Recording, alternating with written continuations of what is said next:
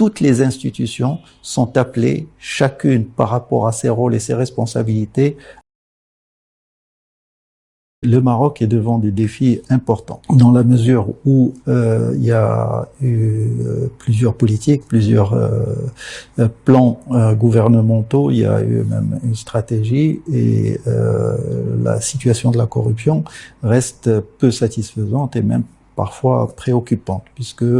nous restons au niveau de tous les indicateurs,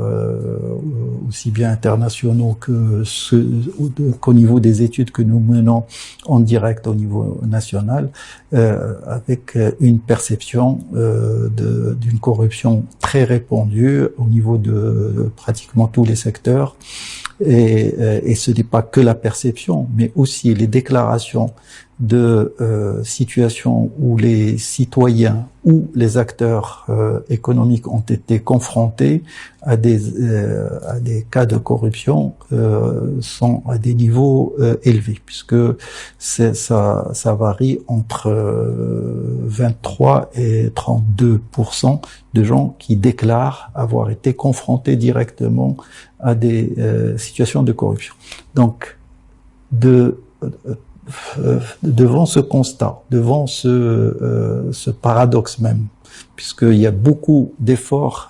déployés, plusieurs même réalisations qui sont indéniables, mais la situation reste préoccupante. Le Maroc est devant des défis importants. Surtout qu'il est appelé à faire face à des chantiers énormes qui sont aussi bien la généralisation de la couverture sociale, le fait d'abriter des manifestations de l'ordre mondial, que le fait de répondre, et c'est le point encore plus fondamental que le reste, répondre aux besoins et aux attentes légitimes des citoyens pour qu'ils puissent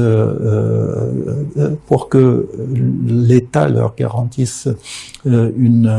situation digne et une prospérité partagée. Donc tout ça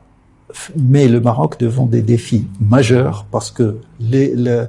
développement ne peut pas être assuré sans avoir un socle de transparence, de gouvernance responsable et par conséquent de prévention et de lutte contre la corruption, pour créer les conditions d'ouverture vers de nouveaux horizons de développement. Donc ce sont des défis majeurs.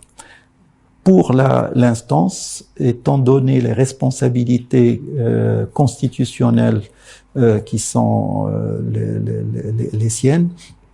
elle a un rôle de d'abord d'orientation, en proposant les orientations stratégiques de la politique de l'État. Elle a comme responsabilité de superviser la mise en œuvre, mais surtout la coordination pour assurer une convergence entre les acteurs et une cohérence d'ensemble sans laquelle il n'y aurait pas de résultats. Et c'est ce qui a fait la faiblesse des plans gouvernementaux dont j'ai parlé et de la stratégie nationale anticorruption. Donc, tout cela, ce sont des défis majeurs et auxquels l'instance est appelée à jouer un rôle central, et où toutes les institutions sont appelées, chacune par rapport à ses rôles et ses responsabilités, à se mobiliser et à assumer pleinement ses responsabilités dans une articulation forte entre ses rôles et ses responsabilités.